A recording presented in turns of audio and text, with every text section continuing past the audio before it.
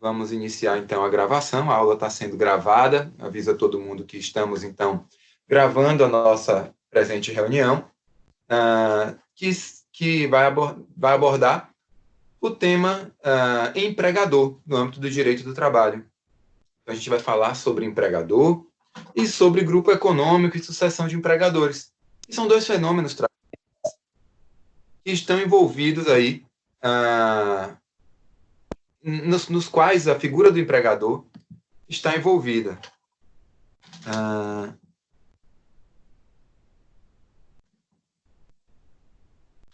Então, pessoal, a gente vai começar falando um pouco sobre quem é esse cidadão.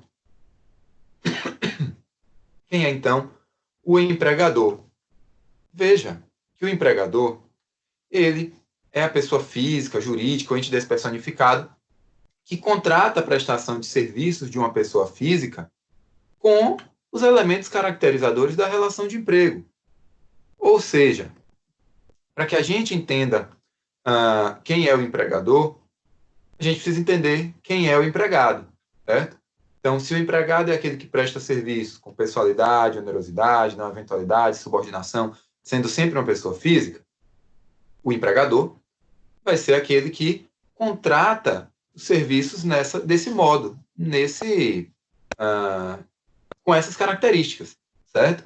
Então, o empregador é essa pessoa física ou jurídica, ente despersonificado, que faz essa contratação. Ora, onde é que está previsto o conceito legal de empregador? Está no artigo 2º da CLT. O artigo 2º da CLT vai dizer que considera-se empregador a empresa, seja ela individual ou coletiva, que, assumindo os riscos da atividade econômica, admite, salaria e dirige a prestação pessoal dos serviços. Veja que o empregador, para a CLT, então, é a empresa. E a gente precisa lembrar que no Código Civil, empresa é aquele que exerce atividade econômica. Aí você vai me perguntar, professor, então todo empregador precisa necessariamente exercer uma atividade econômica? Bem, ao fim e ao cabo a gente vai ver que não. Por quê? Existem também os chamados empregadores por equiparação. Esses empregadores por equiparação estão consagrados no parágrafo 1º do artigo 2º da CLT. Esse mesmo artigo que a gente está estudando. E lá vocês vão encontrar, então, quem são esses empregadores por equiparação. Ora, os empregadores por equiparação são determinados tomadores que não exercem atividade econômica, certo? Por exemplo, instituições de beneficência, associações recreativas, outras instituições sem fins lucrativos, mas também os profissionais liberais, certo? Então, eles não são empresa, mas eles podem ser empregador. Então, equiparam-se ao empregador para os efeitos exclusivos da relação de emprego os profissionais liberais, as instituições de beneficência, as associações recreativas e as outras instituições que não tenham fins lucrativos, desde que eles admitam trabalhadores como empregados. Acerca dessa disposição, artigo 2º e seu parágrafo 1º, há uma série de comentários na doutrina. Vale a pena a gente relacionar isso com a teoria contratualista moderna que a gente viu nas 2 últimas aulas, o que significava. E aquela teoria contratualista moderna, ela é aceita pela nossa CLT, mas, ao mesmo tempo, esse artigo 2º e o seu parágrafo 1º, ao colocar como empregador a empresa, ele está demonstrando uma certa influência da teoria institucionalista, de que a empresa, então, seria uma instituição. E a influência dessa teoria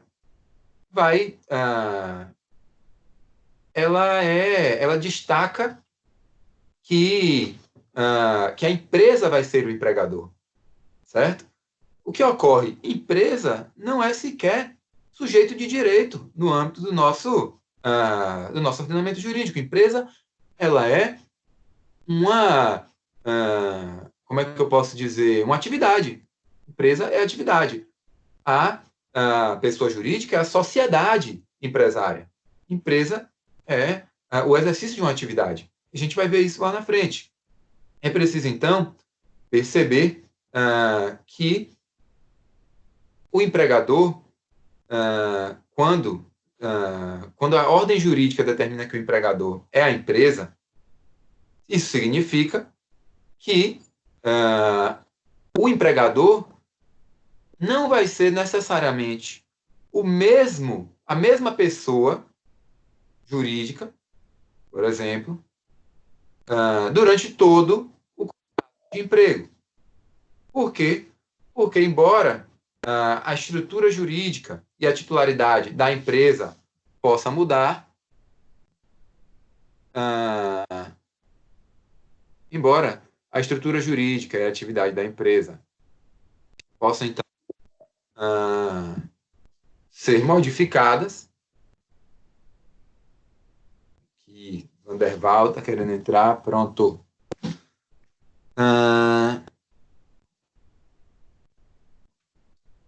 O que ocorre? O que eu estava falando?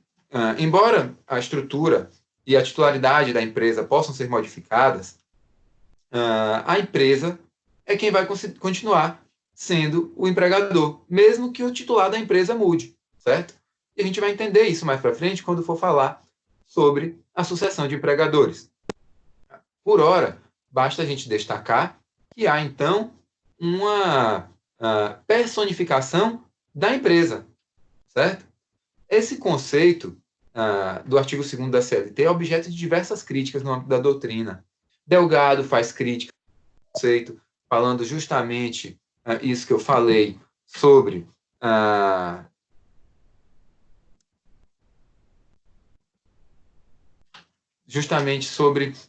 o empregador não ser, a empresa não ser um titular de sujeito de direito, titular de direitos e obrigações no âmbito do nosso ordenamento jurídico, porque ela é uma atividade que pode ser exercida por uma sociedade empresária, por exemplo.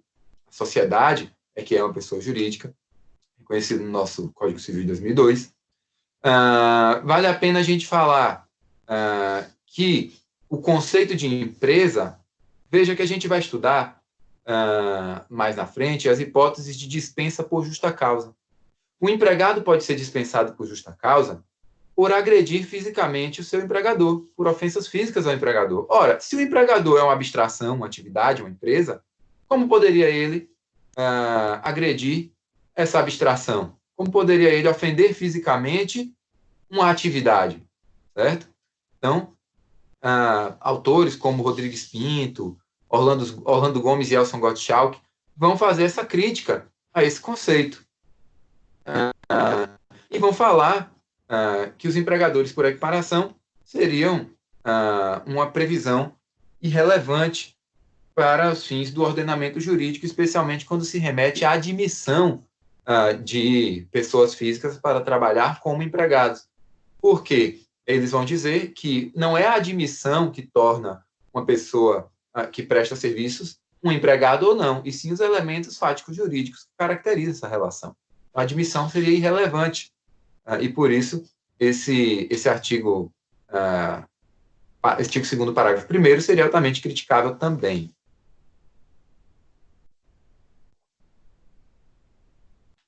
Para Delgado, por exemplo, esses empregadores por equiparação seriam empregadores típicos.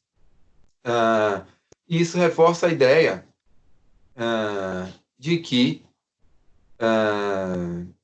a presença, enquanto prestador do serviço, dos elementos caracterizadores da relação de emprego é o que vai nos permitir aferir a condição de empregado daquele sujeito, e não se o tomador do serviço exerce atividade econômica ou não, se é um dos empregadores típicos ou por equiparação. Enfim, Delgado faz essa observação, faz essa crítica, e aponta, por outro lado, como Um aspecto positivo, essa personificação da empresa. Por quê? Porque isso enfatiza a despersonalização do empregador. Então, Delgado, ele se refere ao empregador como sendo um sujeito que tem duas características principais. Quais são essas duas características? O empregador, ele é, então, aquele que assume os riscos do empreendimento e, ao mesmo tempo, ele sofre uma despersonalização. Então, a despersonalização e a assunção dos riscos são as principais características do empregador, de acordo com a doutrina de Maurício Godinho Delgado. Ainda, voltando aí às lições de Rodrigues Pinto, com base nas lições de Orlando Gomes e Elson Gottschalk, eles vão dizer que a despersonalização do empregador é um fenômeno econômico-social. Decorre do próprio desenvolvimento, crescimento das empresas, e que torna essa subjetividade do empregador algo secundário, fortalecendo, então, a existência real. No entanto, a personalização da empresa, certo? Que é tornar a empresa o empregador, é um fenômeno de natureza jurídica, certo? Então, a personalização da empresa, ela é um fenômeno que seria oriundo do direito, justamente para conformar essa relação. Já no âmbito das lições de Delgado, ele vai concordar também com Rodrigues Pinto, ao falar que a despersonalização do empregador, ela favorece a própria implementação do princípio da continuidade da relação de emprego, certo? Então, o princípio da continuidade da relação de emprego vai ser favorecido. Por quê? Porque muda o empregador, muda, na verdade, o sujeito que ocupa o polo passivo daquele contrato de emprego, mas o contrato de emprego continua vigente, então continua a relação de emprego. Vale a pena a gente lembrar que essa despersonalização, que é a desvinculação entre a empresa e as pessoas que constituem ou administram essa empresa, essa despersonalização não se confunde com um instituto que vocês vão conhecer mais na frente, no direito processual e no direito civil também, que se chama desconsideração da personalidade jurídica. Isso é uma outra história. Por quê? Porque esse que a gente está tratando aqui hoje, que é a despersonalização, é um fenômeno ordinário. É algo que usualmente acontece nas relações empregatícias. Já a desconsideração da personalidade jurídica é um remédio jurídico excepcional, certo? Por meio do qual você vai desestimar a personalidade jurídica de um empreendimento, certo? Então, você vai, chamam de levantar o véu da pessoa jurídica, certo? Negando, então, a sua existência autônoma para um determinado caso concreto. Não é para todos os casos, nem para todas as relações jurídicas, para todos os efeitos. Não, é para um caso concreto, uma relação jurídica específica no âmbito de um processo, por exemplo, certo? De um processo judicial. Então, nega-se a existência autônoma desse sujeito de direito, levantando o véu da pessoa jurídica, certo? Apreendendo, então, o efetivo responsável por um ato de violação, um abuso de direito, de um sócio, de um diretor, de um administrador, no âmbito dessa pessoa jurídica que foi, então, desconsiderada de maneira pontual, por exemplo, num processo judicial. Ok? Então, não se confunde com a despersonalização do empregador.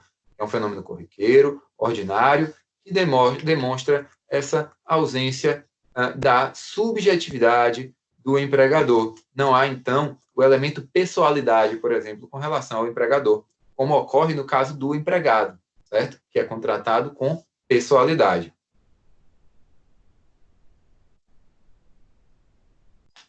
Veja que a gente falou aqui da assunção dos riscos pelo empregador. Essa é uma das principais características do empregador. E por isso, eu gosto de organizar essa característica aqui ao estudar o elemento, ou melhor, o tema empregador. Por quê? Porque esse elemento da alteridade, ele vai ser colocado aqui como junto ao empregador, porque é a ele que esse elemento diz respeito. É o empregador que assume, então, os riscos da empresa, os riscos do estabelecimento, os riscos do contrato de trabalho, os riscos da execução desse contrato de trabalho. Porque, por exemplo, se o empregado sofre um acidente do trabalho, ele sofre um acidente do trabalho em razão da prestação de serviço que é colocado à disposição do empregador, serviço colocado, então, à disposição do empregador, para que o empregador obtenha o lucro, certo? E é ele quem vai precisar, então, especialmente havendo presença dos elementos da responsabilidade civil, que são a conduta, o dano, o dolo culpa, e o dolo ocupa. A partir daí, e o nexo de causalidade, claro, entre o dano causado, entre a conduta e o dano causado, presentes esses elementos, a gente vai ter um dever de indenizar. E às vezes dispensa-se até o elemento subjetivo, como no caso das atividades de risco do empregador, de risco acentuado, como eu já havia falado para vocês no artigo de 2012, que fala sobre a responsabilidade civil do empregador nas atividades de risco acentuado. E isso foi, agora em 2019, decidido pelo STF, em plenário, justamente nesse sentido, de que o empregador assume esse risco, certo? Se a atividade é de risco, o empregador ele vai ter responsabilidade objetiva, dispensando, então, o elemento subjetivo, e o empregador vai se responsabilizar por esse dano causado ao empregado, devendo indenizá-lo. E isso é só um exemplo dos riscos que o empregador vai assumir. Por outro lado, assumindo esse ônus, ele também assume os bônus, certo? Ele vai também ficar ali exposto às oscilações do mercado, de demanda e preços, etc., e vai poder ganhar muito dinheiro no âmbito dessa atividade econômica, e esse dinheiro que ele eventualmente vai ganhar não vai ser repassado para o trabalhador, empregado, porque o empregado ele tem um salário fixo, ele tem ali uma certa estabilidade financeira decorrente da proteção salarial que lhe é concedida, mas ele não tem, por outro lado, não necessariamente, uma implicação econômica decorrente de uma eventual elevação nos ganhos, na receita da empresa para a qual ele trabalha. Claro que esse risco, por muitas vezes, ele pode ser dividido, mas isso é uma coisa pontual. Existem trabalhadores que ganham por comissão, certo? Existem empreendimentos que pagam percentual dos lucros e rendimentos aos empregados, desvinculado da remuneração. Então, o empregado, às vezes, divide, sim, um pouco do risco com o empregador, mas, obviamente, não é todo o risco. É o capital do empregador que está ali, como é que eu posso dizer, aplicado naquele empreendimento. Professor, tem outras hipóteses em que o empregado vai sofrer os influxos desse risco? Sim. A gente vê hoje, por exemplo, a possibilidade de redução da jornada de trabalho com a redução proporcional do salário. Na circunstância especial que a gente vive, o Estado vai dar um auxílio aos empregados, que vai cobrir, então, a parte dessa redução salarial, mas, em regra, fora dessa situação, se fosse uma situação pontual de uma empresa que está numa crise econômica de um setor, ela poderia, mediante acordo ou convenção coletiva, reduzir essa jornada com a redução proporcional do salário durante um período de tempo limitado. Vale a pena a gente falar também do salário por unidade de obra, que remete à comissão, ao empregado comissionista misto ou comissionista puro. Também do trabalho intermitente, que vai ser mais sujeito aos influxos de demanda pelo serviço e, muitas vezes, pelo produto ou serviço disponibilizado no mercado pelo empregador. Ainda, as limitações à indenização por acidente do trabalho, do 223G, incluído pela Lei 13.467 de 2017 na CLT, limitando, então, os valores de indenização em múltiplos da remuneração recebida pelo empregado. E aí, vale a pena a gente falar que essa limitação suscita muitas divergências, especialmente no que concerne à sua constitucionalidade. Há um entendimento na doutrina muito presente de que essa norma seria inconstitucional, mas quem incumbe aí ao STF declarar essa norma inconstitucional ou aos juízos singulares ou ao plenário dos tribunais ou seus órgãos especiais, ok? Então, tudo isso remete a uma divisão da sorte do empreendimento entre empregador e empregado, mas essa divisão ela é pontual e excepcional, e não é nunca com relação a todos os riscos, já que, em regra, é o empregador que assume os riscos da empresa, do estabelecimento, do contrato de trabalho e de sua execução, como diz Delgado. Bem, Rodrigues Pinto vai falar também sobre essa característica da assunção dos riscos da atividade econômica, que não pode ser descrita como algo generalizado, porque ele diz que nem todo empregador exerce atividade econômica. E quando ele não exerce atividade econômica, ele não arca com riscos de atividade econômica, ele vai arcar com o risco, às vezes, econômico da atividade que ele exerce. Okay? Então, parece um jogo de palavras, mas está ligado um pouco à compreensão dessa coerência que o direito exige, que o direito demanda, que é preciso a gente estar sempre atento a isso, para que fique de olho nas repercussões práticas dessas aferições. Então, como eu disse para vocês, empresa é uma atividade. Veja que o artigo 966 do Código Civil vai dizer que considera-se empresário quem exerce profissionalmente atividade econômica organizada para a produção ou circulação de bens ou serviços.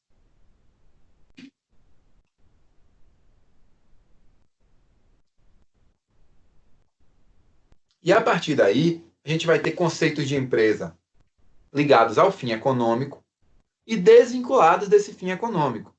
Como a gente sabe que a CLT nos traz a expressão empresa como sendo aquele empregador que exerce atividade econômica, e o Código Civil também atua nessa mesma linha no 966, acaba que as conceituações desvinculadas do fim econômico se tornam um pouco mais imprecisas do que as vinculadas ao fim econômico, já que a CLT tem, sim, uma estrutura lógica no seu artigo 2º. Ainda que criticável, a estrutura é lógica, certo? Então, qual seria um conceito ligado ao fim econômico? O conceito de empresa. Empresa, então, seria o complexo de bens materiais e imateriais e relações jurídicas que se reúnem como um todo unitário em função da dinâmica e finalidade econômicas fixadas por seus titulares.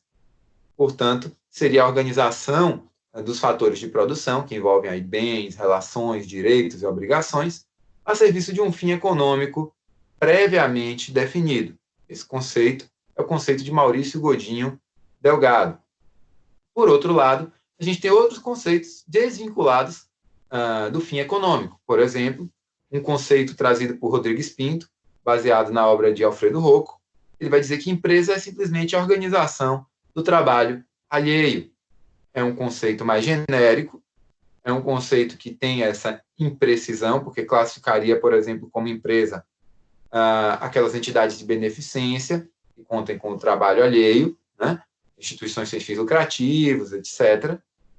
Para os fins da nossa CLT, então, não seria o mais perfeito, porém, é um conceito doutrinário espetacular, porque ele vai abarcar aqui a maioria das nossas...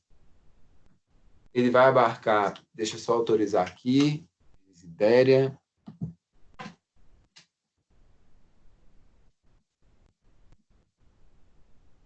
Bem, esse conceito, então, ele vai abarcar as empresas e aqueles empregadores por equiparação, ao pretexto de estar conceituando as empresas, certo? Por outro lado, vai abarcar também várias concepções acerca do direito do trabalho que envolvem um estudo do direito do trabalho no âmbito internacional, ou seja, no direito do trabalho comparado, direito do trabalho em outros países.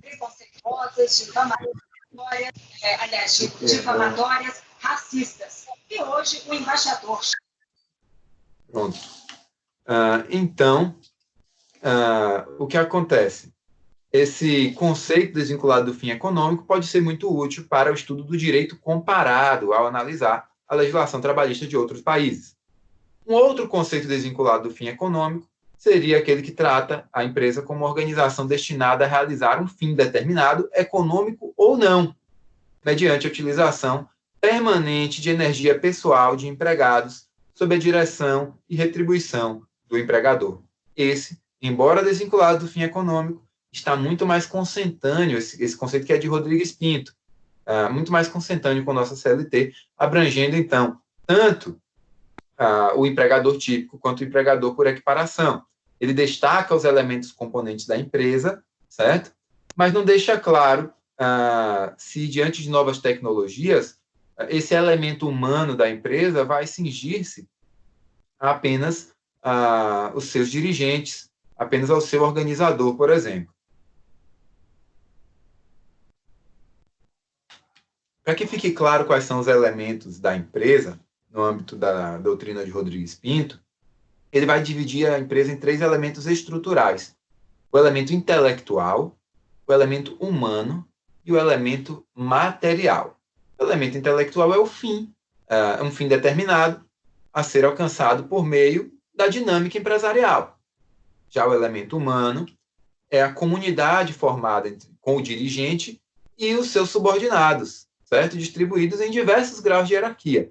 Então, o elemento humano vão ser as pessoas que compõem ali não só o quadro de empregados daquele empreendimento, mas seus dirigentes, administradores também. O elemento material, por sua vez, seria todo o acervo de bens no sentido mais amplo possível. Então, não só bens materiais, como bens imateriais, relações jurídicas, tudo que foi indispensável à realização do intento empresarial.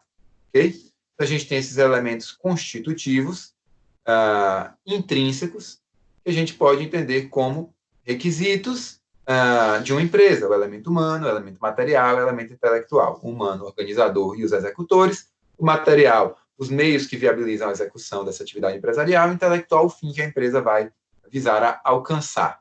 Então, a gente tem critérios, a partir daí a gente pode encontrar critérios que distinguem empresa de estabelecimento. Eu vou fazer essa distinção aqui com base nas lições de Rodrigues Pinto. E isso facilita a compreensão de tudo que a gente está falando hoje aqui, porque ele vai falar algumas características distintivas, então, entre empresa e estabelecimento.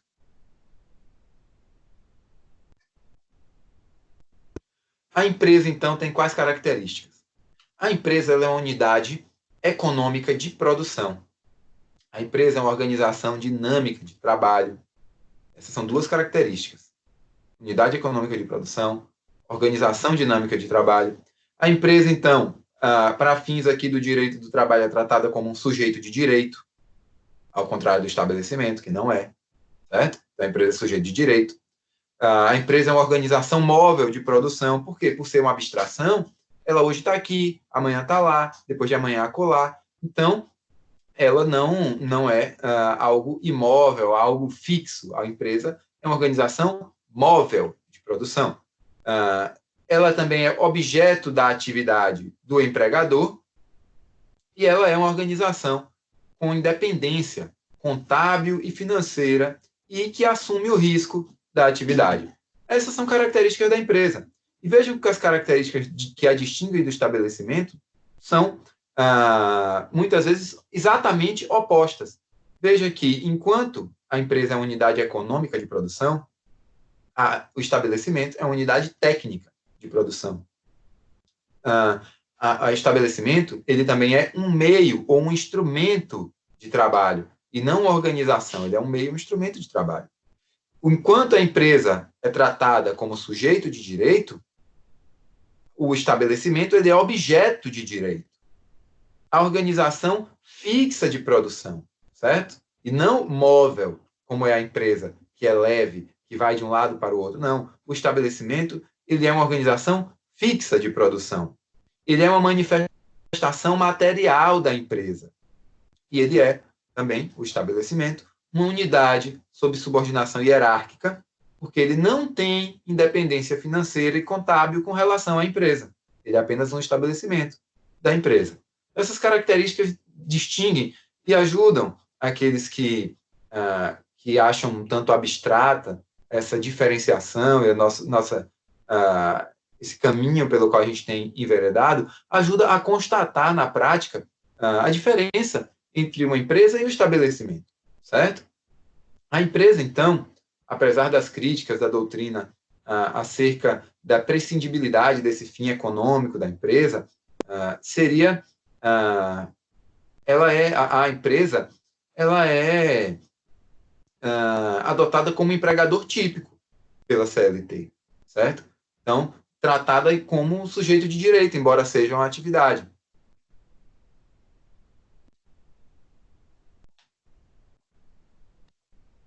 Então, o empregador típico é aquele que exerce atividade econômica. O empregador por equiparação é aquele que não exerce atividade econômica. E, como eu disse, essa estrutura da CLT ela é muito lógica. Afinal, se alguma coisa o é por equiparação, é porque ela não é idêntica àquilo ao que ela se equipara. E a diferença entre eles é justamente essa ausência de atividade econômica no empregador por equiparação, mas a CLT vai trazer, então, a determinação de sua equivalência. Como eu já falei para vocês, o conceito de empregador ele é relacional. Por quê? Porque só há empregador quando há empregado, certo? Só há empregador quando há empregado e, obviamente, quando houver empregado, vai haver empregador, porque é o modo de prestação de serviço, com a presença dos elementos caracterizadores da relação de emprego, que vai permitir, então, que a gente constate a presença de empregado e empregador na relação jurídica. Sendo que empregador é justamente aquele que contrata um empregado para prestar serviços para ele. Essa mesma análise relacional é feita a partir da Lei 5889 de 73, que é a Lei do Trabalhador Rural. Também para o trabalhador rural, para o empregado rural, só vai ser, então, empregado rural só vai ser empregador rural, na verdade, aquele que contrata um empregado rural, certo? Então, para que alguém seja empregador rural, é preciso que ele contrate um empregado no âmbito rural com os elementos caracterizadores da relação de emprego. Não é... como é que eu posso dizer? Esse é o posicionamento doutrinário. Isso contava com a AOJ 315 e a AOJ 419 no mesmo sentido. Na verdade, o que acontece? O cancelamento da AOJ 315, por exemplo, é uma demonstração, como é que eu posso dizer, de que essa ideia relacional estaria sendo abandonada, e que se estaria olhando para a atividade realmente exercida pelo empregado, se ela é uma atividade predominantemente rural ou não, certo? Mas o fato é que, mesmo essas mudanças jurisprudenciais não implicaram ainda nenhuma súmula em sentido contrário, então o tema fica um tanto em aberto nesse ponto, ok? Com relação ao poder diretivo do empregador, que é o seu principal poder e que lhe permite, então, gerir o seu empreendimento, organizando o sistema produtivo, fiscalizando o cumprimento do que ele ordena e punindo as transgressões dessas ordens. A gente fala, então, de um novo tema dentro do tema empregador, que é o tema poder diretivo do empregador.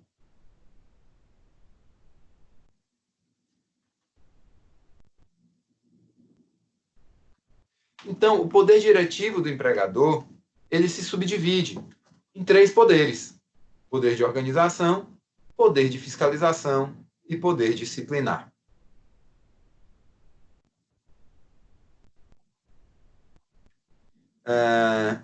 Esse poder, então, poder diretivo, tem essa tripartição, e a gente vai entender como poder de organização aquelas faculdades de organizar o seu sistema produtivo, exercendo o chamado ius variandi. Quais são os poderes, professor? Oi? Pode repetir? Quais são os poderes, os 3 poderes? Certo. O poder diretivo do empregador, ele é um gênero que se subdivide em poder de organização, poder de fiscalização e poder disciplinar. São esses os 3 poderes que decorrem do poder diretivo do empregador: poder de organização, poder de fiscalização e poder disciplinar. Muito obrigada. Nada. O poder de organização, ele se perfaz, ele se caracteriza por uma faculdade do empregador de organizar o seu sistema produtivo da maneira que lhe aprover, da maneira que ele entender melhor satisfizer os seus interesses. Então, ele vai organizar o sistema produtivo da maneira que melhor lhe satisfizer. Isso é poder organizacional, ou poder de organização, que está incluído, então, no poder diretivo do empregador. Ele é colocado em prática através do chamado ius variandi, que é o direito de variar, o direito que o empregador tem de modificar determinados aspectos da prestação do serviço e do exercício da atividade econômica, afetando, então, os contratos de trabalho de uma maneira mínima, vamos dizer assim, de modo que não fere as proteções de inalterabilidade contratual previstas pela CLT, certo? O jus variandi não fere a inalterabilidade contratual lesiva, que é um princípio do direito do trabalho que a gente já estudou. O outro poder é o poder de fiscalização, que é o poder de controlar o cumprimento do que foi ordenado. Então, o empregador ele vai emitir ordens de serviço, ele vai emitir regulamentos, e o empregado vai precisar cumprir aquelas determinações, que estão, muitas vezes, fixadas no âmbito do jus variandi. E aí, o empregador vai fiscalizar o cumprimento disso que foi ordenado. E caso haja descumprimento do que foi ordenado, o empregador vai poder utilizar o poder disciplinar para punir as transgressões, certo? Punir, então, as transgressões nos limites da lei. Então, o poder de organização ele permite ao empregador, nos limites da lei, claro, a expedição de comandos que vão orientar o modo como os serviços devem ser realizados. Que comandos são esses? Comandos que podem ser verbais ou comandos que podem ser escritos, mediante a emissão de ordens de serviço, como eu falei, circulares, portarias, falei, avisos, memorandos, instruções, comunicados, e assim ele vai dizer como é que o serviço deve ser prestado. O regulamento interno de trabalho, quando feito unilateralmente pelo empregador, também vai estar aí no âmbito desse poder de organização. Ok?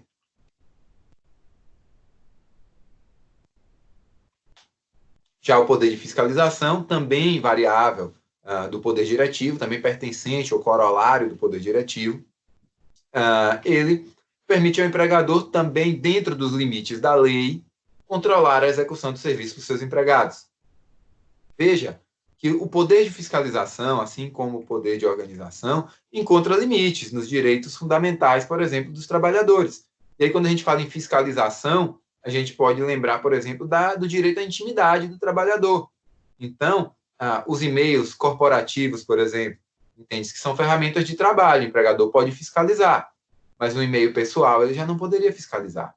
A colocação de câmeras no ambiente de trabalho, em alguns casos, vai ser possível, só que é uma questão tanto delicada.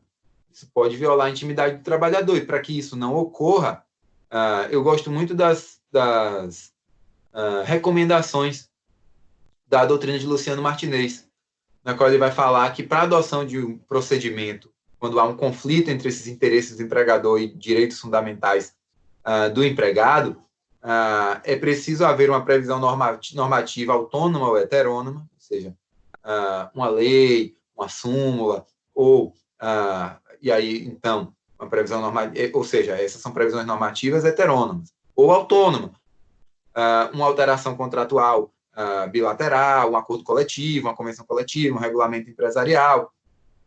E aí, para que essa alteração normativa? Para que se deixe claro qual é a conduta que se pretende adotar para aquele caso concreto.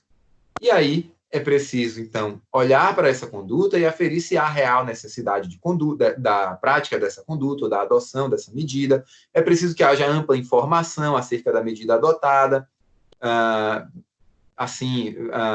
preservando, então, o princípio da boa-fé e analisando também a proporcionalidade e a adequação da medida que foi adotada, fazendo, então, um juízo aí ponderativo, analisando aí a partir dos elementos que compõem a ponderação, o postulado da ponderação, certo? Ou do sopesamento. Veja que um grande caso, além do exemplo do monitoramento por câmeras, que pode ser possível, é a adoção de visita íntima, ou, desculpe, de revista íntima. A adoção de uma revista íntima, ela é vedada pelo ordenamento jurídico. A lei proíbe a realização de revista íntima, certo? Dá uma olhada depois no artigo 373-A da CLT. Por quê? Porque ele fala que a revista íntima ela é vedada para as mulheres. Porém, a gente sabe que, pelo princípio da igualdade, não há nenhum motivo que justifique a vedação da revista íntima para as mulheres sem que haja essa vedação também, na mesma medida, para os homens. Então, entende a doutrina que o ordenamento jurídico veda, tanto para homens quanto para mulheres, a realização de revista íntima, ok? E, por fim, o último dos corolários do poder diretivo é o poder disciplinar. O poder disciplinar, uma variável também do poder diretivo, como eu disse, permite ao empregador, sempre dentro dos limites da lei, apenar, punir o transgressor de suas ordens. Essa sanção ela é aplicada ao empregado em razão da infração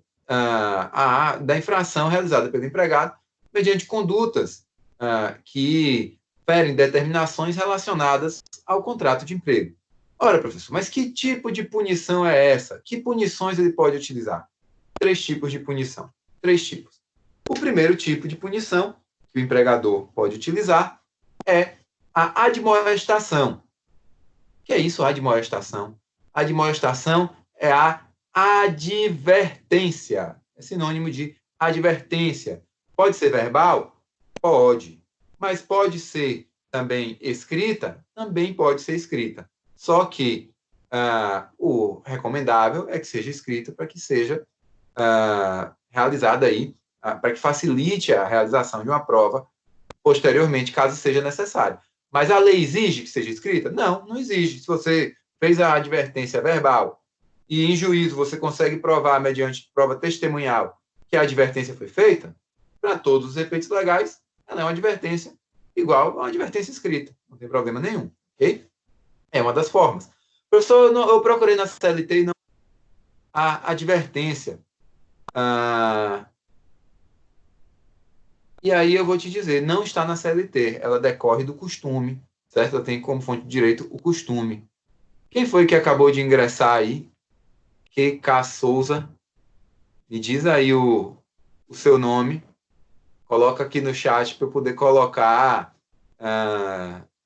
na lista de presença. Ok? Kessia, professor. Kessia, beleza.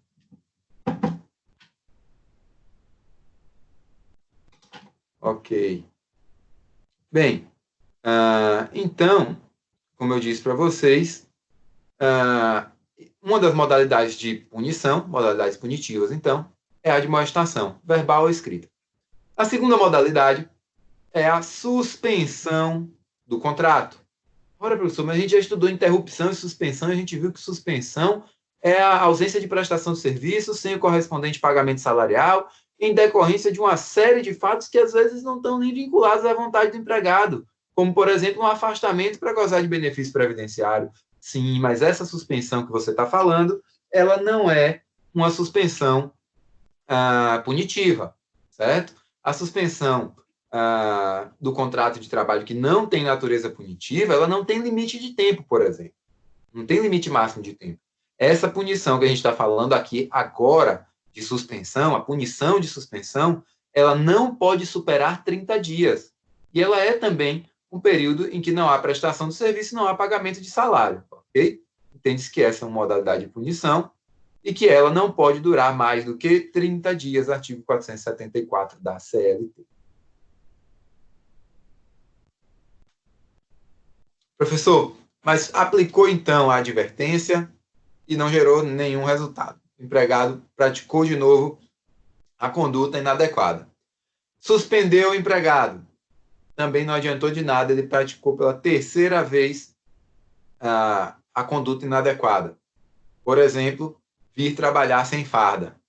O que é que eu faço agora? Você pode aplicar a penalidade máxima enquanto empregador, que é a dissolução do contrato por justo motivo, conhecida popularmente como justa causa, certo? Uma falta grave pode ser praticada em um único ato, é verdade, pode ser praticada em um único ato, mas também pode ser o resultado de uma série de condutas que descumprem, então, o poder de organização, o poder organizacional do empregador. O empregador fiscalizou e usou o poder disciplinar para, em último caso, dissolver o contrato por justo motivo. Então, cometeu a falta grave, o empregador aplicou uma justa causa. Professor, então, é possível aplicar justa causa de primeira? É possível, mas tomem muito cuidado, porque, em muitos casos, isso não é recomendado. Por quê? Porque se o fato não for de uma gravidade consideravelmente alta, pode-se entender que não está sendo proporcional à penalidade com relação à conduta. Então, a penalidade pode estar sendo desproporcional, o que gerará uma anulação dessa penalidade no âmbito do judiciário trabalhista, se o empregado eventualmente vir a se insurgir contra a intensidade dessa punição no âmbito judicial. Okay? Então, o que é o recomendável quando as faltas são praticadas, mas elas não têm a gravidade suficiente para ensejar a dispensa por justo motivo? O recomendável é a gradação da pena, certo? Então, a gradação da punição. Você vai aplicar penalidades enrijecendo o rigor dessa punição de maneira gradativa. Primeiro, você aplica uma admoestação, verbal ou escrita. Depois, você aplica uma suspensão contratual, que não pode superar 30 dias. Professor, se o empregador suspender por mais de 30 dias, ele descumpriu o contrato, ele pode sofrer uma rescisão indireta, certo? Pela prática de uma falta grave em razão do descumprimento da lei, ok? Depois de aplicada a advertência e a suspensão, é possível, então, aplicar a dissolução contratual por justo motivo, se a prática inadequada foi reiterada, foi praticada novamente. Duas coisas importantes sobre o poder disciplinar e sobre essas penalidades. Primeira coisa, a aplicação da penalidade deve ser imediata. Se a aplicação da penalidade for muito demorada, entende-se que ocorreu o perdão tácito, ok? Então, tomem muito cuidado com isso, porque demorar muito na aplicação da penalidade vai implicar no perdão tácito. E aí, quando for aplicar a penalidade, não vai ser mais possível, porque o empregador não pode ter uma penalidade de algibeira para aplicar no momento que ele quiser, ou seja, guardar a penalidade no cinto, no bolso, para aplicar no momento que ele entender mais adequado. Não vou punir esse empregado agora, porque eu estou com um movimento alto, em razão das festas de final de ano, e vou deixar para punir ele na baixa estação daqui a 6 meses. Não pode. pode fazer isso. A punição ela tem que ser atual, ok? Ela tem que ser atual.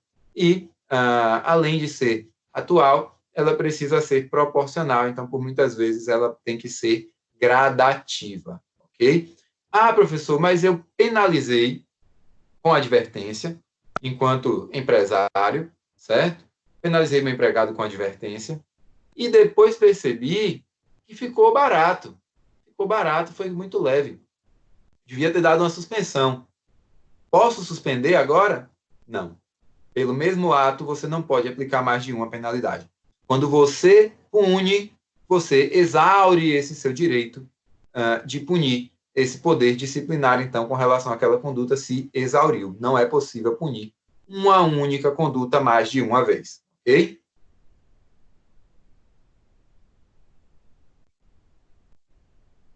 Bem, vamos falar, então, agora do grupo econômico trabalhista.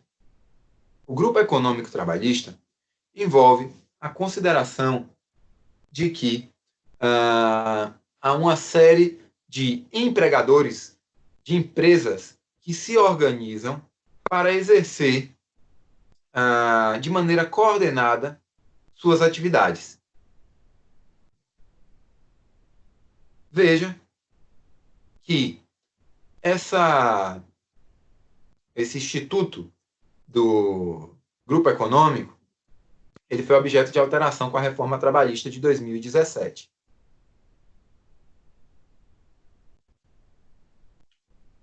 Vejam que eu falei de maneira coordenada, mas também pode ser de maneira subordinada, uma empresa subordinada a outra.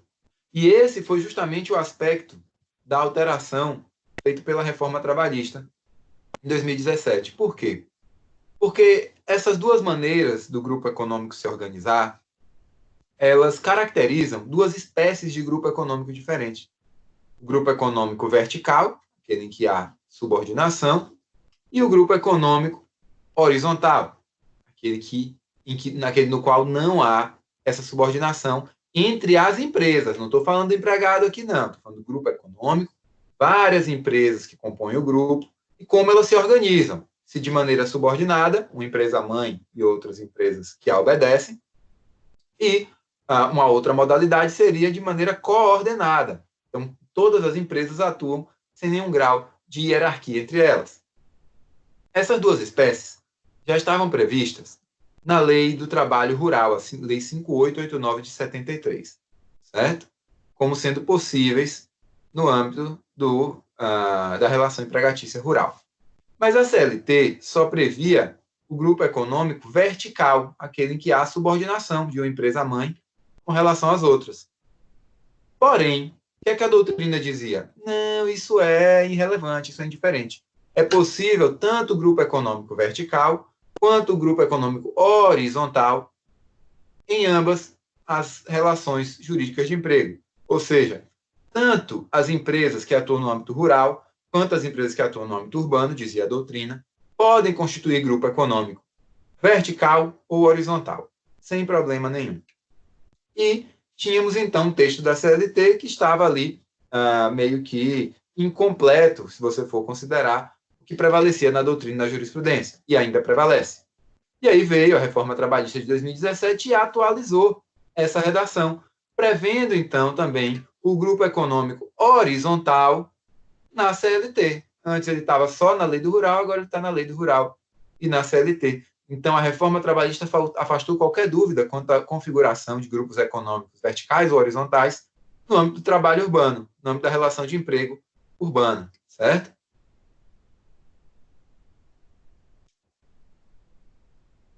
Vamos dar uma lida, então, no parágrafo 2º do artigo 2º da CLT. A gente viu o artigo 2º que fala do conceito de empregador, parágrafo 1º desse artigo, empregadores por equiparação, e o parágrafo 2º desse mesmo artigo vai nos falar sobre o grupo econômico. Quem é, então, o grupo econômico de acordo com a CLT? Diz o parágrafo 2º. Sempre que uma ou mais empresas, tendo, embora cada uma delas personalidade jurídica própria, estiverem sob direção, controle ou administração de outra, Ou ainda, quando, mesmo guardando cada um a sua autonomia, integrem grupo econômico. Isso aí é o grupo econômico. O que é que vai acontecer, então? Serão responsáveis solidariamente pelas obrigações decorrentes da relação de emprego. Então, essa é a implicação prática da existência, da constatação de um grupo econômico. Esse grupo econômico vai se responsabilizar solidariamente pelas obrigações decorrentes da relação de emprego. Ora, professor, então, e como é que isso está lá na lei do trabalho rural, na lei do empregado rural? Será o artigo, então, que você vai precisar ler, o artigo 3º, do parágrafo 2º da lei 5889 de 73. Veja como é no mesmo sentido. Sempre que uma ou mais empresas, embora tendo cada uma delas personalidade jurídica própria, estiverem sob direção, controle ou administração de outra, ou ainda, quando, mesmo guardando cada uma a sua autonomia, integrem grupo econômico. Aí ele diz aqui uma coisa que não tem lá na CLT. Ou financeiro rural, certo? Ou financeiro rural, serão solidariamente responsáveis nas obrigações decorrentes da relação de emprego. Então, veja que ambos os diplomas legislativos prevêem solidariedade no âmbito dessas relações de emprego entre, portanto, um integrante do grupo econômico e o seu empregado, certo? Então, todos os integrantes do grupo econômico vão responder solidariamente pelas verbas trabalhistas daquele empregado que presta serviço apenas para uma das empresas componentes do grupo econômico. Então, esse grupo econômico ele pode ter duas conformações: a vertical, que conta com a empresa-mãe, que se caracteriza, então, pelo domínio sobre as demais, certo? Então, ao domínio de uma empresa sobre as demais, que integram o quê? O grupo econômico. E pode ter ainda, pode haver a espécie, então, a outra espécie de grupo econômico, que é o grupo econômico horizontal. Se caracteriza pela simples constatação de uma atuação coordenada entre as empresas que compõem o grupo econômico, sem que haja o controle de uma sobre as outras, certo? Sem que exista uma das empresas dirigindo o rumo que vai ser tomado por todo o grupo ou pelos demais integrantes, ok? Então, essa é a diferença, na verdade, entre o grupo econômico vertical e horizontal. A gente vai falar um pouco sobre a caracterização desse grupo econômico. Você acha que precisa de alguma formalidade? É preciso alguma forma? É preciso alguma formalização do grupo econômico para que a gente tenha esse efeito da solidariedade? Todo mundo que tem empregados pode constituir grupo econômico, então a abrangência do grupo econômico. Antes de responder essas perguntas, eu vou dar uma pausazinha de 1 minuto, só para eu pegar um pouco d'água, que a garrafa está vazia, certo? Para a gente continuar a nossa explanação. Então, eu vou, em 1 minutinho, pegar um pouco d'água e retorno para a gente continuar, ok? Vocês me aguardam aí, porque não vou demorar nada. Só um segundinho.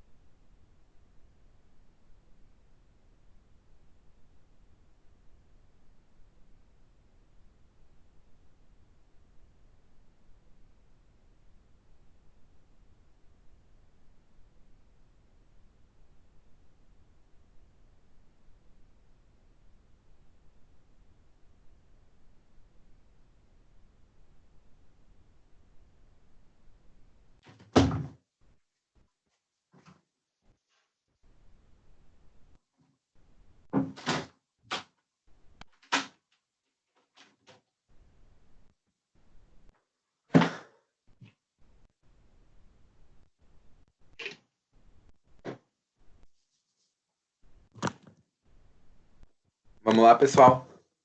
Todos prontos? Bem, deixa eu só dar uma olhada. Beleza. Vamos lá, então. Então, pessoal, é preciso alguma formalidade para caracterizar um grupo econômico? Não. Veja que ele se forma mediante a aglutinação das pessoas com personalidade jurídica diversas para a exploração de uma atividade econômica com uma relação potencial de subordinação ou coordenação entre seus integrantes, independendo de qualquer registro ou revestimento formal. Pode dar uma olhadinha lá no livro de Maurício Godinho Delgado, por exemplo, na edição de 2008, página 497, ele vai falar exatamente isso. Não depende de qualquer revestimento formal ou de registro. Quanto à abrangência, também nem todo mundo pode pode compor grupo econômico. Exemplo, o Estado não pode formar grupo econômico. O Estado da Bahia, a União, o município, certo? Não podem formar grupo econômico. Por quê? Você me pergunta, por quê? Porque ele não exerce atividade econômica. Não é finalidade do Estado exercer atividade econômica. Por isso, ele não forma grupo econômico, certo? Outros entes que não formam grupo econômico são os empregadores por equiparação, que a gente conheceu hoje, né? Então, associações recreativas, entidades beneficentes e outras instituições sem fins lucrativos, bem como os profissionais liberais, não formam grupo econômico.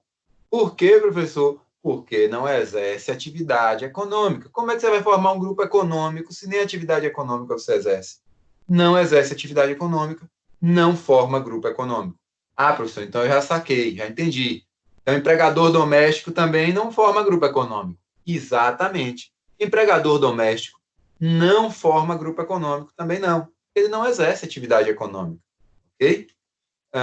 Ainda, com relação à caracterização e abrangência do grupo econômico, é preciso a gente destacar que a mera identidade de sócios entre uma empresa e outra não significa que há ali um grupo econômico. Isso é apenas uma pista. Por exemplo, a sociedade A é formada por José, João e Maria. E a sociedade B é formada por Maria, Oswaldo e Joaquim. Ora, eles formam um grupo econômico? Não sei. Não sei. Por quê? Olha, a gente tem Maria, que é sócia das duas empresas. Isso pode indicar que eles têm um interesse integrado, uma comunhão de interesses, que eles atuam de maneira conjunta. Pode indicar, mas não necessariamente indica. É preciso que a gente analise essa atuação das empresas, analise se há aí, então, a demonstração de interesse integrado, se há uma comunhão de interesses, se há uma atuação conjunta das empresas que a gente suspeita que possam estar formando um grupo econômico. Se houver, aí elas serão um grupo econômico. Mas não pelo simples fato de haver um sócio que é sócio de uma empresa e da outra. Isso não significa que há um grupo econômico. Pode haver, também não é um empecilho, certo? É como eu disse, é uma pista de que provavelmente há. Mas se esse for o único indício que a gente consegue encontrar, é porque de fato não havia. Onde é que está escrito isso, professor? Artigo 2º, parágrafo 3º da CLT. A gente já viu o artigo 2º, caput, já vimos o parágrafo 1º, já vimos o parágrafo 2º, agora o parágrafo 3º. Ele diz o seguinte: não caracteriza grupo econômico a mera identidade de sócios, sendo necessárias para a configuração do grupo econômico a demonstração de quê? Do interesse integrado, da efetiva comunhão de interesses e da atuação conjunta das empresas dele integrantes. Então, a gente viu, mera identidade de sócio não caracteriza grupo econômico. Que é necessário, então, para a configuração do grupo econômico? 3 requisitos. 3 requisitozinhos. 3. Primeiro, demonstração do interesse integrado. Segundo, efetiva comunhão de interesses. E terceiro, atuação conjunta das empresas. Ok? Aí a gente vai ter um grupo econômico. Veja que as empresas que compõem um grupo econômico, elas não precisam atuar todas na mesma categoria econômica.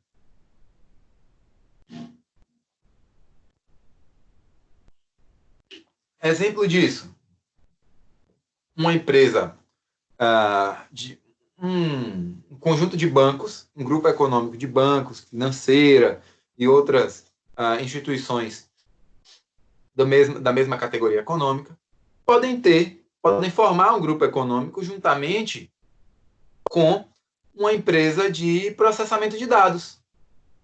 Tanto é assim que a súmula 239 vai nos dizer quando o empregado da empresa de processamento de dados é bancário e quando ele não é bancário, porque ele pode ser bancário e pode não ser bancário, dependendo da situação. Dá uma olhadinha lá na súmula 239. O que é que ela diz? Ela vai dizer, é bancário o empregado de empresa de processamento de dados que presta serviço a banco integrante do mesmo grupo econômico, exceto, ou seja, agora quando ele não é bancário, exceto quando a empresa de processamento de dados presta serviços a banco e a empresas não bancárias do mesmo grupo econômico, ou ainda quando essa empresa de processamento de dados presta serviços a terceiros, que não são do grupo econômico, certo? E aí esse trabalhador da empresa de processamento de dados, em todos esses últimos casos, ele não vai ser bancário. Ele é bancário, o empregado de empresa de processamento de dados, que presta serviço a banco integrante do mesmo grupo econômico, e ponto.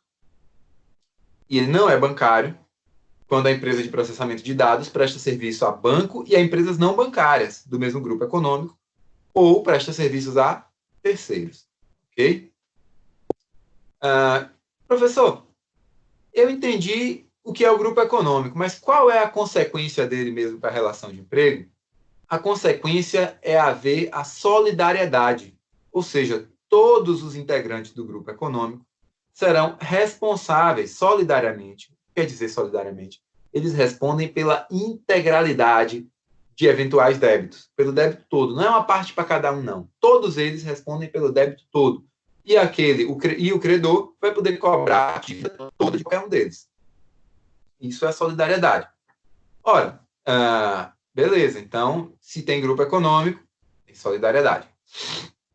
Mas essa solidariedade é ativa, passiva ou ativa e passiva? O que isso quer dizer? Se a solidariedade for só ativa, significa que o empregador, que o grupo econômico, ele paga, ele é devedor, na verdade, dos créditos trabalhistas do empregado, podendo o empregado cobrar toda a quantia de qualquer um dos integrantes do grupo econômico. Essa é uma solidariedade ativa.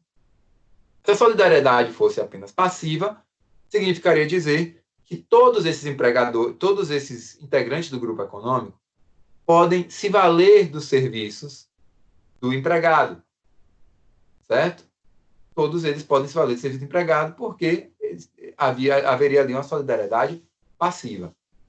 E se ela for ativa e passiva, chamada também de solidariedade dual, significa que ocorrem as duas coisas. Que tanto o empregado tem direito de cobrar os créditos trabalhistas de qualquer um dos membros do grupo econômico, dos integrantes do grupo econômico, como os integrantes do grupo econômico têm o direito de cobrar desse empregado a prestação de serviços em qualquer dos seus estabelecimentos. O que prevalece, então, em nossa doutrina e jurisprudência?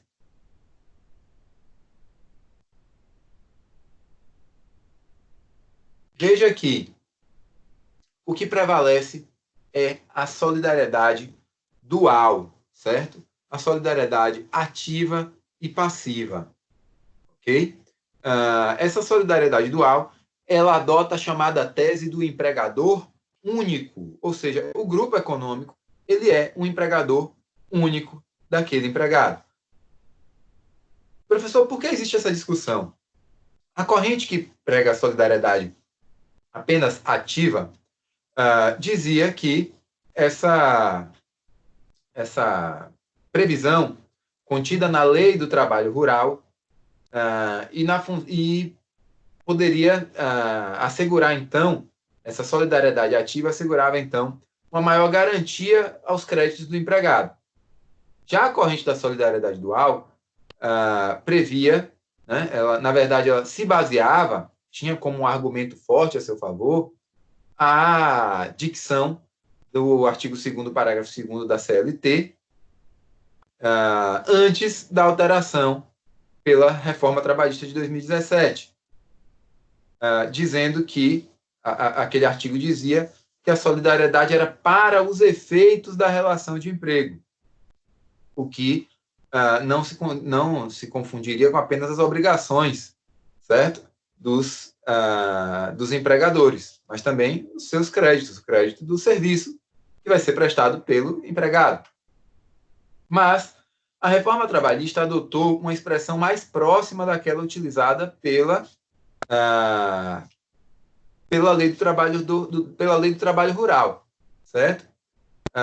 Mas há um outro argumento para defendermos a solidariedade dual, que é a sua base, o seu lastreio no princípio da primazia da realidade sobre a forma.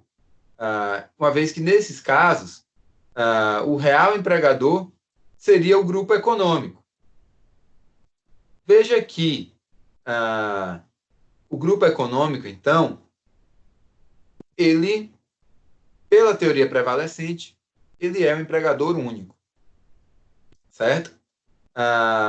Luciano Martinez vai ressaltar aí o cuidado que a gente deve ter com relação a essa prestação de serviço para qualquer um dos integrantes do grupo econômico, porque isso, por vezes, pode significar uma alteração contratual.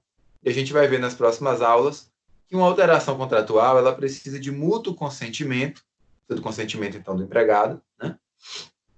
E ela precisa não ser prejudicial direta nem indiretamente ao empregado.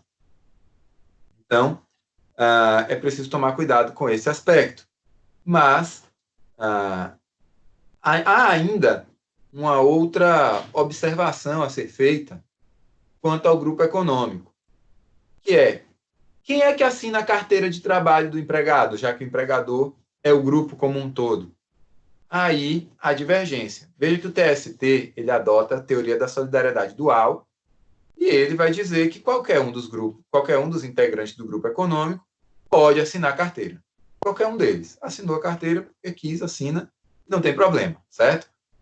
Enfim, não é obrigado que um deles, que a empresa mãe, por exemplo, assine a carteira, ou aquele que toma os serviços assine a carteira. Não. Qualquer um deles pode assinar a carteira. O que eu digo, assinou porque quis, foi quem quis, né? Mas a assinatura da CTPS é obrigatória, é um direito do trabalhador. Mas quem vai assinar, aí fica a critério do grupo econômico. Já para Sérgio Pinto Martins, ele diz que a assinatura da carteira de trabalho é um ato personalíssimo, que somente pode ser realizada pelo real contratante, ou seja, aquele que toma efetivamente o serviço do empregado, e com quem, então, se perfaz o liame empregatício de maneira a priorística. Quanto a essa solidariedade, que é dual, como eu disse para vocês, isso prevalece a adoção da teoria da solidariedade dual prevalece na jurisprudência e na doutrina. Na doutrina, a gente pode falar aqui, por exemplo, dois grandes doutrinadores, Maurício Godinho Delgado e Luciano Martinez, adotam a tese da solidariedade dual. E demonstram isso, inclusive, no âmbito da jurisprudência consolidada, falando, por exemplo, da súmula 129, que é uma súmula clássica sobre o grupo econômico. Ela vai dizer que a prestação de serviços a mais de uma empresa do mesmo grupo econômico, durante a mesma jornada de trabalho, não caracteriza a coexistência de mais de um contrato de trabalho, salvo se houver ajuste em sentido contrário. Então, é preciso que a gente fique atento com relação a esses casos em que há prestação de serviços a mais de uma empresa do grupo econômico na mesma jornada, porque isso não caracteriza mais de um contrato de emprego. Esse serviço pode ser prestado no âmbito de um único contrato com o empregador único, né? A tese, então, da solidariedade dual fica clara aí. Outra súmula interessante é que vai falar da remuneração do bancário, que vai decorrer, então, de muitas negociações que existem entre os grupos econômicos que fazem com que uns exerçam determinadas atividades para os outros. E isso reflita nas atividades dos seus respectivos empregados. E aí minha pergunta é, se você trabalha para uma empresa e ganha comissão pelas suas vendas, as vendas que você fizer de papéis, equipamentos, por exemplo, de outra empresa que compõe o mesmo grupo econômico, integra a sua remuneração? Ora, a gente pode olhar esse entendimento na súmula 93 do TST. Essa súmula 93, ela vai falar que integra, sim, a remuneração. No sentido do quê? No sentido de que existe aí uma solidariedade dual e que, portanto, a tese adotada, a teoria adotada é a teoria do empregador único, certo? Então, o que é que diz a súmula 93? Ela diz, integra a remuneração do bancário, ela fala do bancário, integra a remuneração do bancário, a vantagem pecuniária por ele auferida na colocação ou na venda de papéis ou valores mobiliários de empresas pertencentes ao mesmo grupo econômico, se exercida essa atividade no horário e no local de trabalho e com o consentimento tácito ou expresso do banco empregador, certo? Então, integra, sim, a remuneração, vender papéis ou valores mobiliários de empresas pertencentes ao mesmo grupo econômico no horário de trabalho para aquele que a prioristicamente com quem a prioristicamente o empregado tem o liame empregatício. Isso se dá com o consentimento tácito ou expresso do seu empregador real, vamos dizer assim, mas isso ocorre porque se adota a teoria da solidariedade dual, que decorre da tese do empregador único, ok? Que o grupo econômico seria, então, o empregador único. Professor, qual a repercussão dessa solidariedade dual no processo do trabalho? Bem, vocês ainda não viram o processo do trabalho, mas logo, logo vocês vão ver e vão entender toda a sistemática que o processo do trabalho tem. Mas, o Delgado, no livro dele, ele aponta como consequência da solidariedade dual, da tese da solidariedade dual, a desnecessidade de que mais de um integrante do grupo econômico participe da fase de conhecimento, que é aquela fase cognitiva, a primeira fase do processo, onde vai se discutir quem tem direito, que vai, muitas vezes, ser encerrada ali com a sentença ou com as outras decisões de mérito da fase cognitiva, que lhes são subsequentes. Então, é irrelevante, não é necessário que todos os membros, ou que mais de um integrante, mais de um membro do grupo econômico participe desse processo, para viabilizar uma futura fase satisfativa, chamada execução, em face de mais de um integrante, ou seja, dos demais integrantes, daqueles que não participaram. Por que Delgado vai dizer isso? Ele vai dizer que isso ocorre porque o empregador é único. Então, qualquer um deles que figure no polo passivo da ação já representa os demais. E, por isso, você pode incluir os demais na fase satisfativa. E isso esse entendimento acarretou o cancelamento da súmula 205 do TST. Ok? Ainda, eu quero relembrar para vocês aquela situação que eu falei da solidariedade dual e da possibilidade de o empregador contar com o serviço do empregado de outro do grupo econômico no horário de trabalho que ele no qual ele estava ali trabalhando para outra empresa do grupo econômico, sem que isso caracterize outro contrato de trabalho, mas pode caracterizar, claro, se houver um acordo entre empregado e empregador nesse sentido. Ok? E o que mais que eu quero falar sobre isso com vocês? Eu quero falar que a prestação do labor a outros componentes desse grupo econômico precisa ser pactuada com o empregado no momento da contratação, certo? Se isso não for feito no momento da contratação, será uma alteração contratual. E aí vai precisar observar aquilo que a gente falou antes, que é o princípio da inalterabilidade contratual lesiva, que determina a necessidade de mútuo consentimento para alterar o contrato e que dessa alteração não resulta em prejuízos diretos ou indiretos ao empregado. Bem, a gente entendeu então como funciona o grupo econômico. Vamos entender agora como funciona a sucessão de empregadores. Ora, como é que funciona a sucessão de empregadores?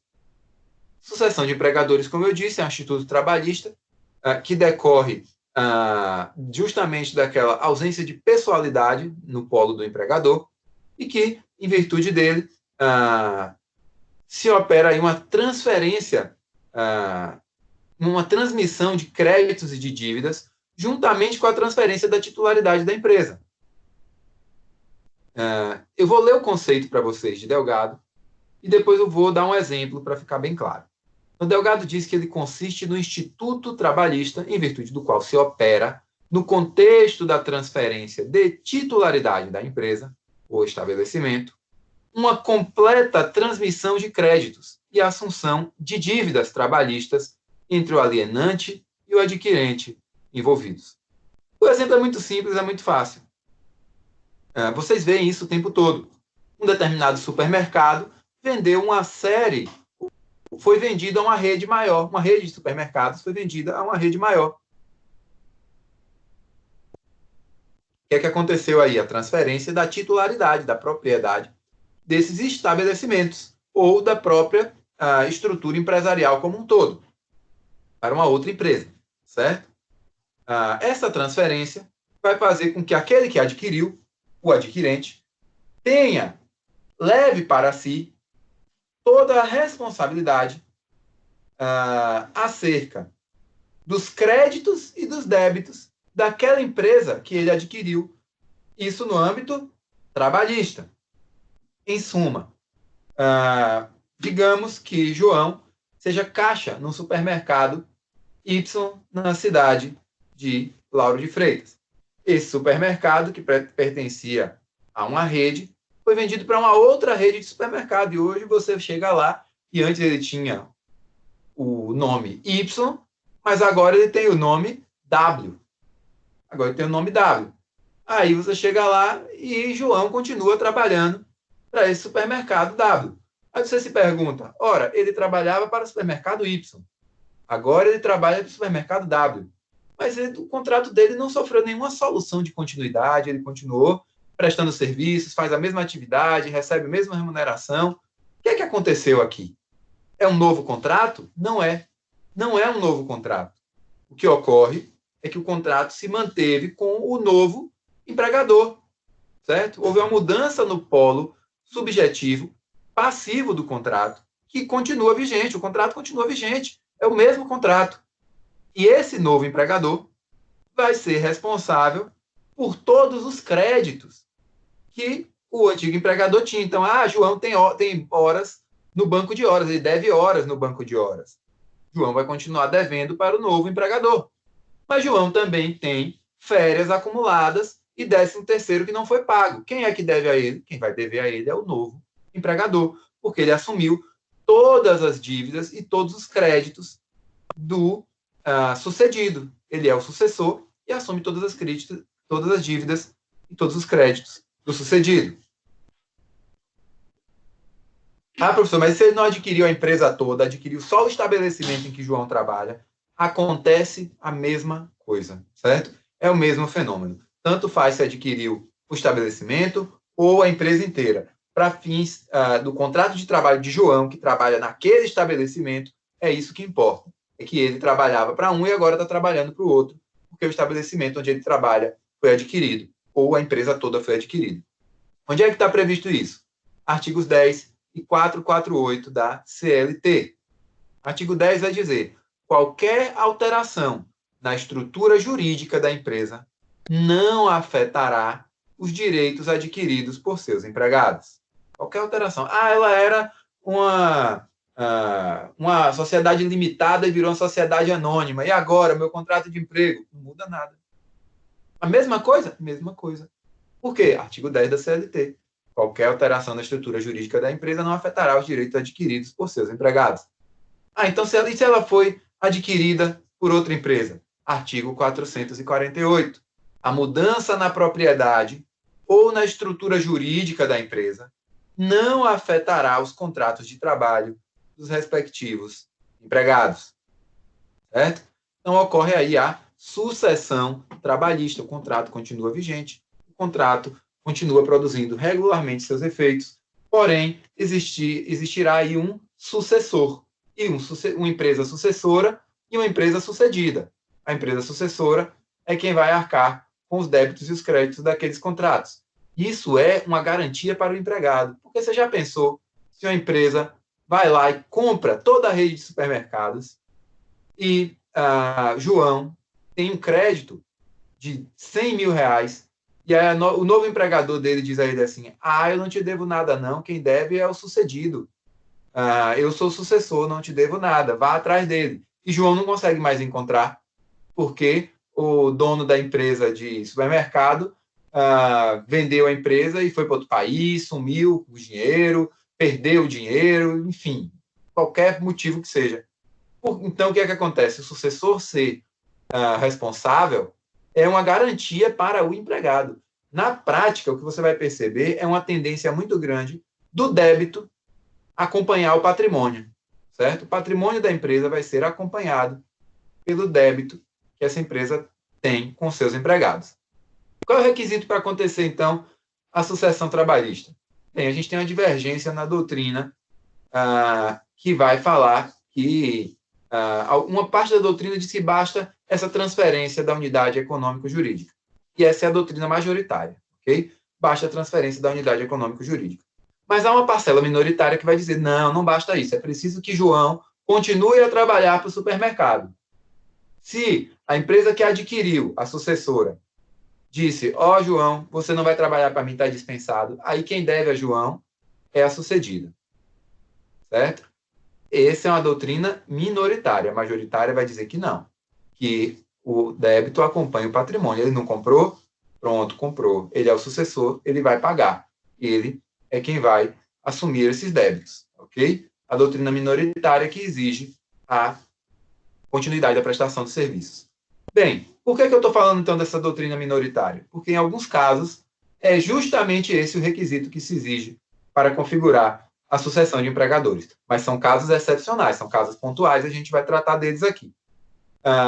Quanto a essa sucessão de empregadores, Luciano Martinez observa que há aí uma clara despersonalização empresarial, que são minimamente relevantes para o contrato de emprego as alterações na estrutura jurídica e as mudanças na propriedade da empresa. Quanto aos efeitos, Delgado vai dizer que opera-se a imediata e automática assunção dos contratos trabalhistas pelo novo titular da organização empresarial, ou da parcela dessa organização, né, que foi transferida.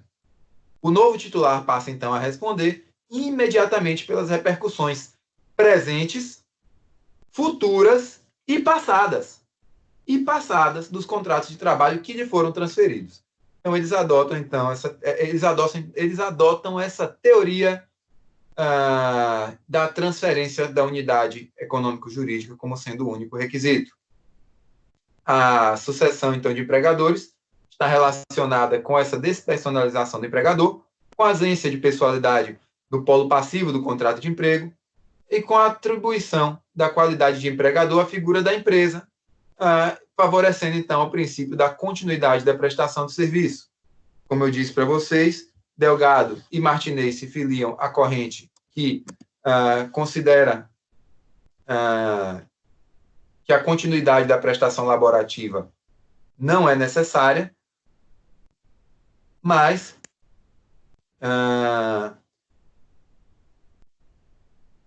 ela é importante em alguns casos, certo? Mas não é imprescindível. Ela é importante em alguns casos. Ela não é necessária, mas ela é importante em alguns casos. Eu já falei para vocês que o grupo econômico, que a gente estava tratando antes, ele não precisa de nenhuma formalização. Veja que a sucessão de empregadores também não exige uma formalidade específica. Portanto, é indiferente para a ordem trabalhista qual o título jurídico utilizado para o trespasse da unidade empresarial ou da sua parcela, ok? Então, pode ser uma alienação onerosa, pode ser uma fusão, uma cisão, enfim, qualquer que seja o título jurídico, isso não vai ter repercussão nesse instituto da sucessão de empregadores. Ah, professor, mas e se a empresa comprou a outra? E entre elas pactuaram, já sabendo que os empregados tinham muitos créditos trabalhistas, elas pactuaram que a sucessora não vai arcar com nada, que é a sucedida, que está quebrada, que vai ficar com a dívida, ou seja, ninguém vai receber nada. Isso pode? Pode essa cláusula? Veja, uma cláusula dessa natureza não tem repercussão na esfera trabalhista. Não afeta os contratos de trabalho dos empregados. Os contratos de trabalho deles vão criar créditos que poderão ser cobrados do sucessor, independentemente dessa cláusula, independentemente desse documento. Ah, então ele não tem valor. Calma, não é bem assim. Ele não tem valor para o empregado, mas entre eles tem. Como assim entre eles tem? Ou seja, o empregado cobra do sucessor e o sucessor vai ter que pagar. Aquele que adquiriu o empreendimento, ele vai ter que pagar, porque ele é o devedor. Uma vez que ele pagou, se ele pactuou essa cláusula com o sucedido, agora ele vai cobrar através de uma ação de regresso do sucedido, certo? Ele vai cobrar do sucedido através de uma ação de regresso. Então, entre eles, tem valor, mas aqui, para o direito do trabalho, não. Okay? Então, seus efeitos cingem-se às relações civis e comerciais entre as empresas e não afetam os empregados. Há uma questão aí excepcional, que é o caso da fraude na sucessão de empregadores. Veja o que diz o artigo 448-A. Ele vai nos dizer, no seu parágrafo único, que há um caso que, havendo a fraude, haverá solidariedade entre sucedida e sucessora, entre sucessor e sucedido.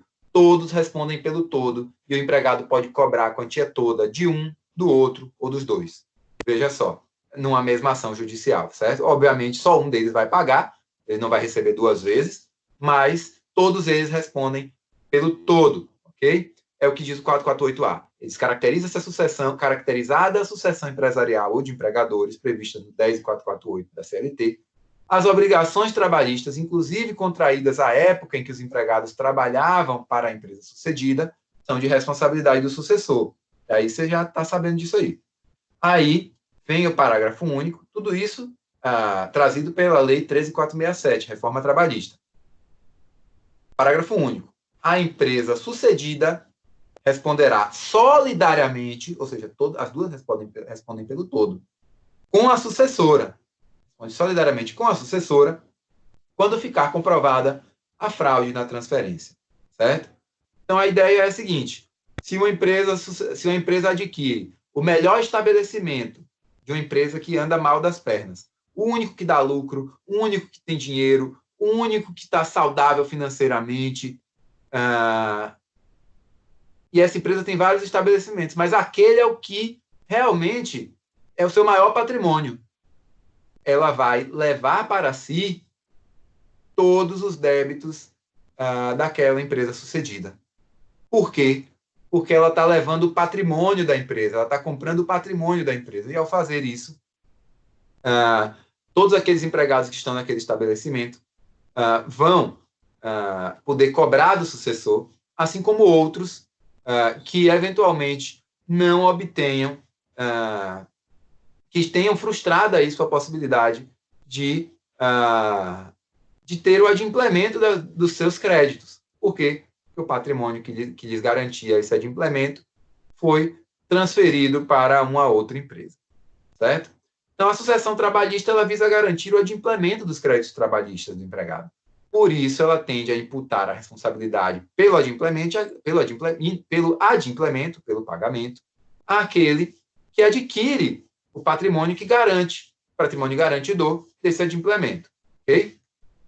Ora, então a gente está falando da aquisição do estabelecimento mais valioso de uma empresa. Beleza, mas e se uma empresa adquirir uma outra empresa toda, mas a outra empresa toda for apenas uma das empresas que compõe um grupo econômico formado por 5 empresas? E aí o que acontece? Professor, agora você complicou. Agora eu compliquei, né? Compliquei porque eu misturei grupo econômico, que a gente conheceu na primeira metade da aula, com sucessão de empregadores, que a gente está conhecendo agora. Então, ocorreu uma sucessão de empregadores, só que a empresa sucedida fazia parte de um grupo econômico. Como é que fica a situação? Veja, a aquisição de uma das empresas do grupo econômico não necessariamente implica sucessão trabalhista com relação às demais. Aqui ela adquiriu, sua empresa adquiriu uma das empresas de um grupo econômico. Aqui você adquiriu, você como sucessor vai responder pelos créditos e débitos daquela empresa, não das demais. Ok?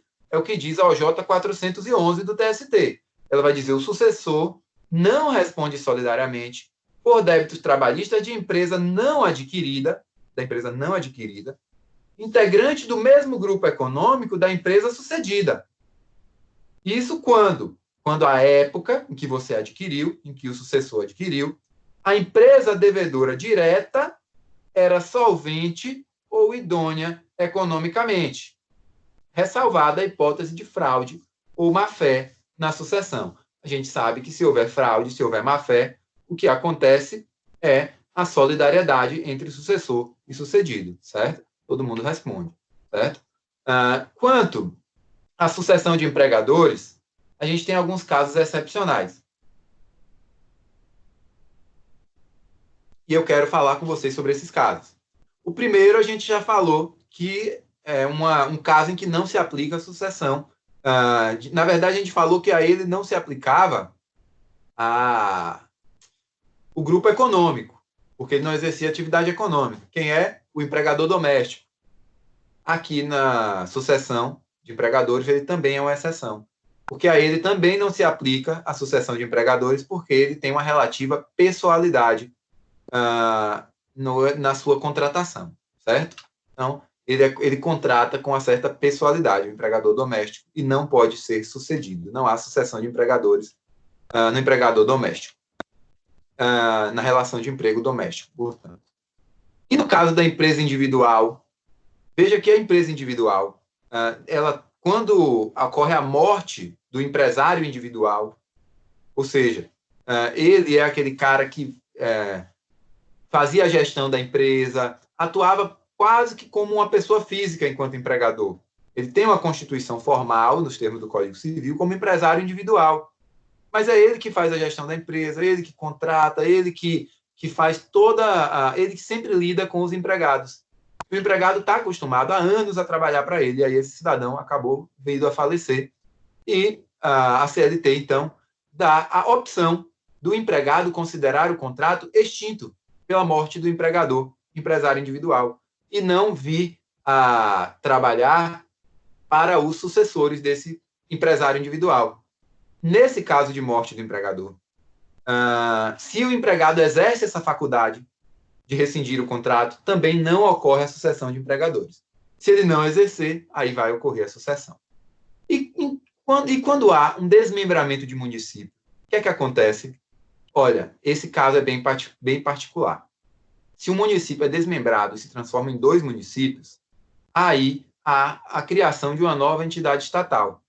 E, nesse caso, cada entidade estatal vai responder pelo período em que figurar como real empregador. Então, também não ocorre sucessão trabalhista. Isso se dá em razão da autonomia político-administrativa desses entes, dos municípios que foram desmembrados, então. Onde é que está isso?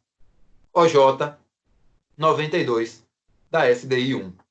Em caso de criação de novo município por desmembramento, cada uma das entidades responsabiliza-se pelos direitos trabalhistas do empregado no período em que figurarem como real empregador. Ok? Outra questão é a decisão do STF na ADI 3934 e no recurso extraordinário 583.995, dígito 9 do Rio de Janeiro. Dessas decisões, o STF deixou claro que a alienação de ativos em processos de falência e recuperação judicial também não se sujeita à sucessão de empregadores. Ou seja, o sucessor, você já viu que a regra geral é o sucessor se responsabilizar pelos créditos e débitos do patrimônio adquirido, da empresa na qual se tornou sucessor. Beleza.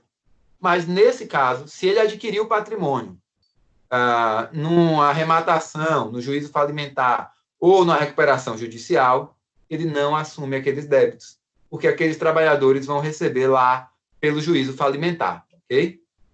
No caso de titular de cartório extrajudicial, que é aquele cidadão que faz o concurso para exercer esse cargo de titular de cartório, em regra, ele também não se submete à sucessão trabalhista, porque a sua lei que regulamenta a sua atividade aponta que é a pessoa do titular de cartório que é o empregador, e não o cartório.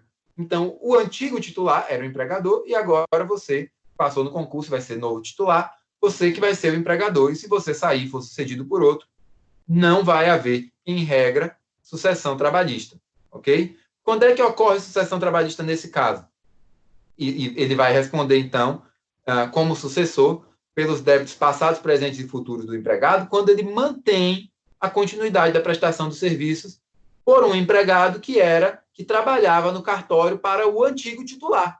Ou seja, a gente tem aqui aquela teoria minoritária, que não basta o trespasse, que é ter preciso também a continuidade da prestação do serviço. Então, diante dessa teoria minoritária, o titular do cartório extrajudicial vai se responsabilizar, porque só aí ocorrerá a sucessão de empregadores.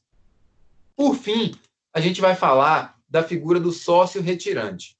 A gente terminou a sucessão de empregadores, vamos falar de outra figura, que é o sócio retirante. Quem é o sócio retirante? É aquele cidadão que fazia parte do quadro de sócios de uma sociedade empresária e que resolveu não mais fazer parte, que ele saiu daquela sociedade. Ora, ele continua responsável pelos débitos trabalhistas da empresa? Depende. Veja que existe um período pelo qual ele vai ficar responsável inicialmente, que é o período em que ele figurou como sócio. E ele só vai responder por esse período se os empregados ajuizarem as ações, postulando esse pagamento, até 2 anos depois de averbada a modificação que constata, que demonstra a retirada desse sócio, certo? Averbada essa modificação no contrato social da empresa. Ou seja, o sócio retirante, ele vai responder por esse período. Só que o que acontece? Ele só responde depois que a empresa não tiver condição de pagar. Que a empresa foi cobrada e não pagou. Aí é ele quem responde. Ele tem uma espécie de privilégio. Por quê? Porque ele responde apenas subsidiariamente, certo? Guardem isso. O sócio retirante responde subsidiariamente. Essa é a regra geral. Então, o sócio retirante responde subsidiariamente pelas obrigações trabalhistas da sociedade relativas ao período em que ele figurou como sócio, mas somente em ações ajuizadas até 2 anos após a averbada modificação do contrato. E aí vai ser observado na ordem de preferência. Mas antes de falar da ordem de preferência, eu quero que vocês prestem atenção em que precisa ser averbada a modificação do contrato. Que averbar é anotar no contrato social, que vai ficar lá na junta comercial, que fulano não faz parte mais da sociedade. Porque enquanto não for averbado no contrato, ele estará sujeito a responder pelos débitos. Porque, para todos os efeitos, se não está lá na junta comercial que ele se retirou da sociedade, é porque ele não se retirou.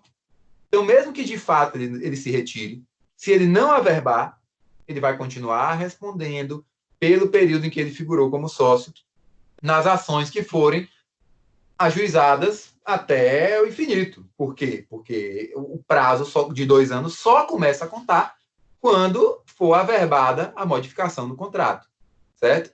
Então, recapitulando, o sócio retirante responde subsidiariamente pelas obrigações trabalhistas da sociedade relativas ao período em que ele figurou como sócio, mas somente em ações ajuizadas até 2 anos após a averbada modificação no contrato social da empresa. Observada aí a seguinte ordem preferencial. Primeiro, a empresa devedora.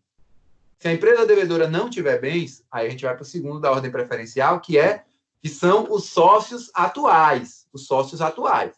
Se a empresa devedora não tem como pagar, se os sócios atuais não têm como pagar, aí sim é que se poderá cobrar do sócio retirante que teve a sua saída averbada no contrato social. E ele só responderá nas ações ajuizadas até 2 anos depois dessa averbação. Então, se com 1 ano e 11 meses o empregado ajuizou essa ação, com 1 ano e 11 meses contado da averbação da saída, esse empregado vai cobrar da empresa devedora, porque o sócio retirante só responde subsidiariamente, observado a ordem preferencial. Então, ele cobra da empresa devedora. Se a empresa devedora não tiver dinheiro, ele cobra dos sócios atuais. Se os sócios atuais também não tiverem patrimônio, aí ele cobra do sócio retirante. E pode ser que esse ato constritivo, no âmbito de um processo demorado, por exemplo, um processo que demore 6 anos, o ato constritivo só pode ser praticado aí, como eu disse, 6 anos depois. Poxa, professor, então ele foi praticado 6 anos depois e a ação foi ajuizada 1 ano e 11 meses depois, então 7 anos e 11 meses depois que o sócio retirante já havia se retirado e averbado isso no contrato social. Isso está regular, ele vai responder. Vai responder. Porque o prazo de 2 anos não é para medida constritiva, não é para o pagamento. O prazo de 2 anos para ajuizar a ação. Ajuizou a ação, o patrimônio do sócio retirante está sujeito. Certo? Ele vai estar sujeito a responder subsidiariamente por aquele crédito do empregador, pelos débitos trabalhistas referentes ao período em que ele figurou como sócio. Aí, se a empresa, primeiro, olha se a empresa devedora tem patrimônio, depois sócios atuais, só depois o sócio retirante. Ok?